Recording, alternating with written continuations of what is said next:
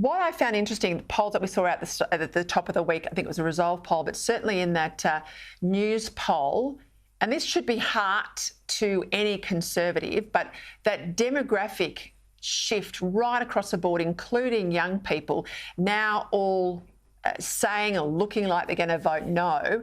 What does, other than those few inner city electorates, it's also across the country broadly. What does that tell you for the Liberal Party, for the Coalition, for the LNP, about if you're prepared to have a fight with a bit of conviction, you might win it? And what does it say to Labor as well? What it says to Labor, to begin with, is that they've just wasted hundreds of millions of dollars on a referendum that's going to fail, that could have been spent on bettering Aboriginal health and Aboriginal educational outcomes. But what it sends to my party is, yes, we've got to stand up for principle and conviction. We've got to make sure we get out there and campaign. We've got to make sure we get out there and are united as a team, which we are under Peter Dutton. We've got to get out there and make sure we represent our community and fight on those issues that people care about. And the number one issue out there, once the voice is over, is cost of living. And we need to make sure that Anthony Albanese owns this result and make sure that this Gough Whitlam wannabe knows that he's the one who has broken Australia, and we need to make sure that that is on every time that his name is mentioned in the media.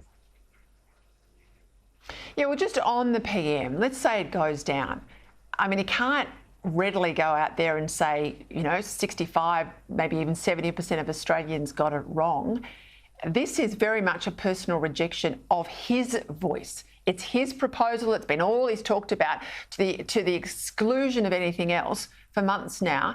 How does he deal with this? What's the sort of fallout for him personally and politically, do you think?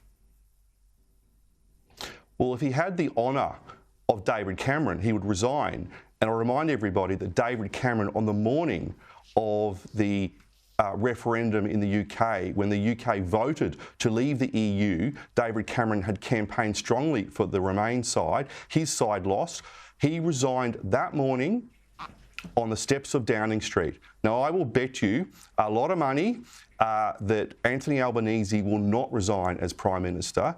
And I actually think he should look at David Cameron and take the honourable way out, because he is the one who has divided Australia and he is going to be a damaged Prime Minister.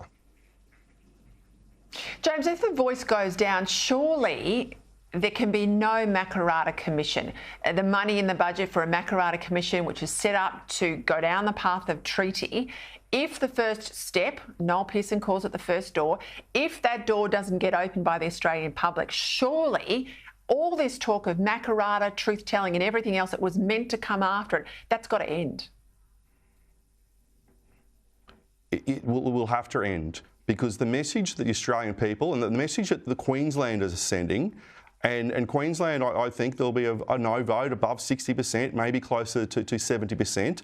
Parts of Queensland will be 80%, will be, let's come together as a country and unite as a country, regardless of our race, regardless of where we come from, and all this other business, and you mentioned it in your opening comments, about every time you go to a meeting, someone has to do a welcome to country, and it's driving people nuts. We should be looking at what unites us as a country, and I'd be calling upon the Labor Party and the Labor government to look at what unites us and put that money towards those possible expenditure items into Aboriginal health and Aboriginal education outcomes for those who live in remote, regional and rural Australia. Senator McGrath, thank you.